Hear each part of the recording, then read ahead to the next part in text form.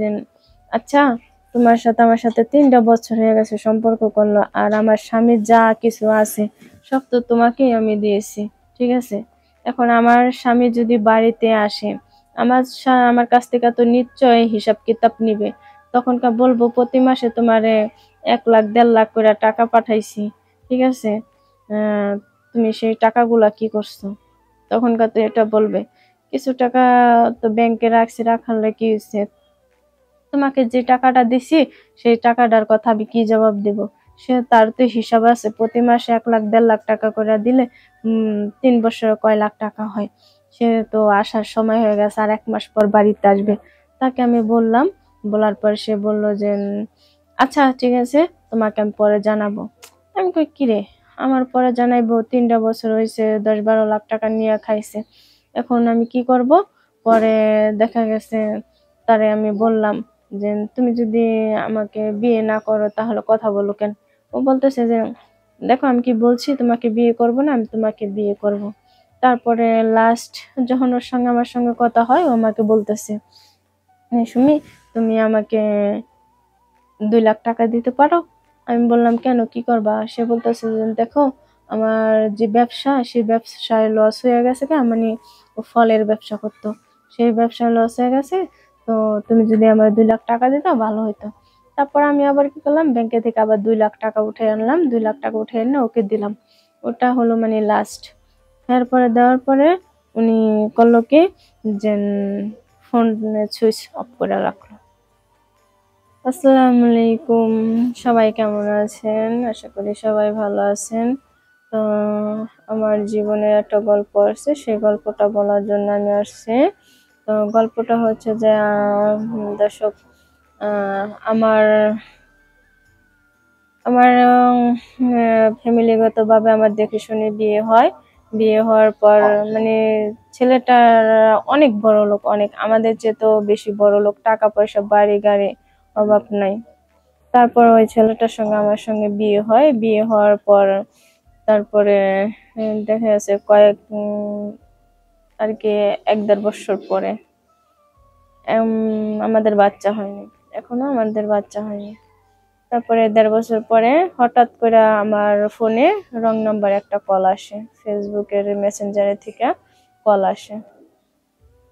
Call আসার পর তারপরে মানে ওই ছেলেটা হলো দেশ গ্রামে ব্যবসা বাণিজ্য করে। আর আমার যে হাজবেন্ড ছিল, উনি হলো থাকে অস্ট্রেলিয়া। তো ওনার টাকা পয়সা অনেকেই আছে। তো কোনো কিছুতে আমার আল্লাহর রহমতে দুঃখ কষ্ট কোনো কিছুতেই দিত না, খুব ভালো ছিল উনি।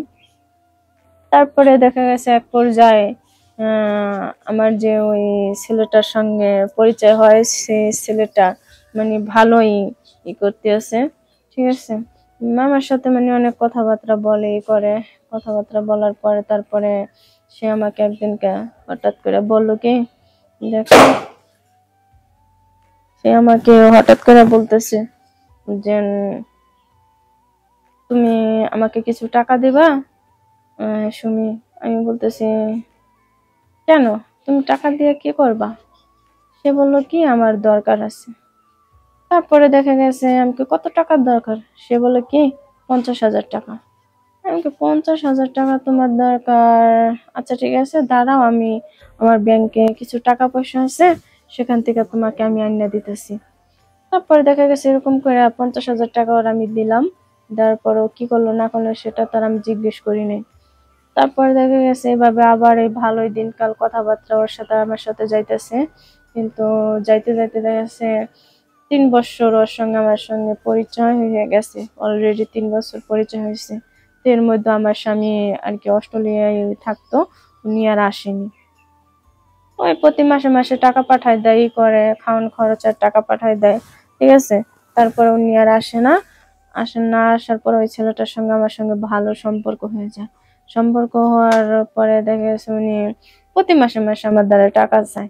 3 বছরে মনে করেন আমার 10-12 লাখ টাকা ও নিয়ে খাইছে। খাওয়ার পরে তারপরে দেখা গেছে আমি একদিন করে হঠাৎ করে বলতেছি যে শোনো, তোমাকে একটা কথা বলি। ও বলে কি?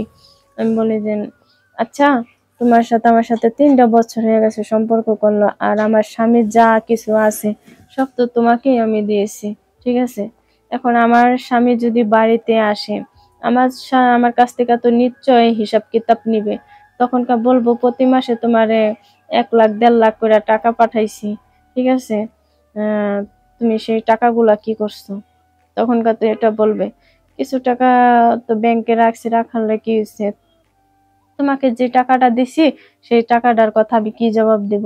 সে তার তো হিসাব আছে, প্রতি মাসে 1 লাখ 1.5 লাখ টাকা করে দিলে 3 বছরে কয় লাখ টাকা হয়। সে তো আসার সময় হয়ে গেছে, আর 1 মাস পর বাড়িতে আসবে। তাকে আমি বললাম, বলার পর সে বলল যে আচ্ছা ঠিক আছে, তোমাকে আমি পরে জানাবো। আমি কই কি রে, আমার পরে জানাইবো? 3টা বছর হয়েছে, 10-12 লাখ টাকা নিয়ে খাইছে, এখন আমি কি করব? পরে দেখা গেছে তারে আমি বললাম যে তুমি যদি আমাকে বিয়ে না করো তাহলে কথা বলো কেন? ও বলতেছে যে দেখো আমি কি বলছি, তোমাকে বিয়ে করব না, আমি তোমাকে বিয়ে করব। তারপরে লাস্ট যখন ওর সঙ্গে আমার সঙ্গে কথা হয়, ও আমাকে বলতেছে সুমি, তুমি আমাকে 2 লাখ টাকা দিতে পারো? আমি বললাম কেন, কি করবা? সে বলতেছে যে দেখো আমার যে ব্যবসা, সেই ব্যবসায় লস হয়ে গেছে, মানে ও ফলের ব্যবসা করতো, সেই ব্যবসায় লস হয়ে গেছে, তো তুমি যদি আমার 2 লাখ টাকা দিতো ভালো হতো। তারপর আমি আবার কি করলাম, ব্যাংকে থেকে আবার 2 লাখ টাকা উঠে আনলাম, 2 লাখ টাকা উঠে এনে ওকে দিলাম। ওটা হলো মানে লাস্ট।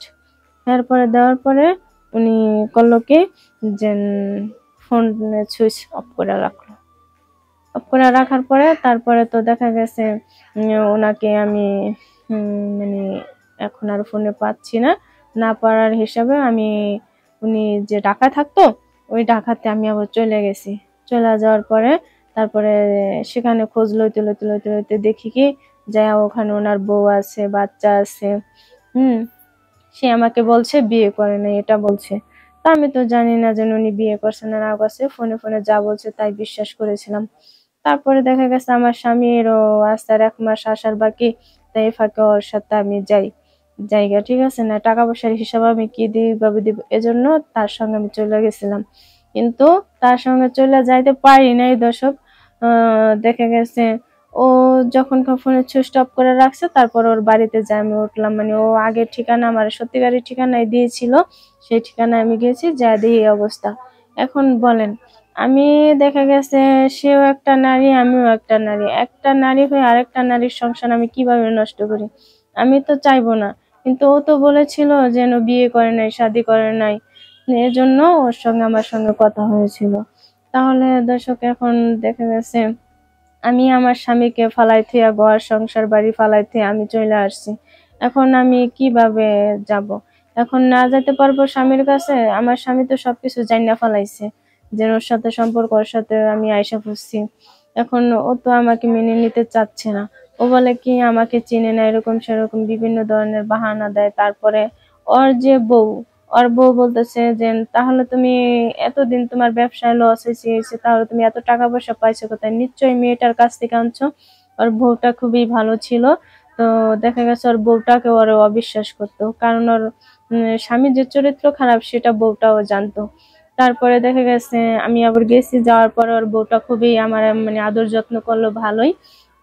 তারপর আমাকে বলল যে দেখো বোন, তুমি একটা মেয়ে, আমি একটা বোন। আমি বলছি হ্যাঁ আপু ঠিক আছে, কিন্তু আমি তো জানি না যে ওর বউ আছে, বাচ্চা আছে, ও আমাকে সবসময়ের জন্য এটা বলতো। আমি আবার তার ভয়েস রেকর্ড ছিল, সব শুনাইছি। শোনানোর পরে তারপরে বললো যে না আপু ঠিক আছে, সমস্যা নাই, এখানে তো তোমার কোনো দোষ নাই। এখন দেখা গেছে ও যদি না মেনে নেয় তাহলে তার কিছু করার নাই। না, যদি ও যদি মেনে নিত তাহলে না হয় তুমি আর আমি 2 বোনের মতো থাকতাম। আমার কোনো দুঃখ নাই, কারণ আমি তোমার আমি দেখেছি, ঠিক আছে, তুমি যে এত ভালো ঘরের একটা মেয়ে, ওর সাথে কিসের জন্য সম্পর্ক করছো? আমি বুঝতে পারি নাই। না বোঝার কারণে আজকে আমার এই পরিস্থিতি। না পারবো স্বামীর কাছে যাইতে, না পারবো বাবা মার কাছে যাইতে। দর্শকদেরকে বলছি, দর্শক বেশি লোভ করো না, লোভে পাপ, পাপে মৃত্যু। যে স্বামী আছে, ন্যাংরা থাকে, কানা থাকে, খোড়া থাকে, তাদেরকে নিয়ে থেকো, ভালো থাকো, সুস্থ থাকো। আল্লাহ হাফেজ।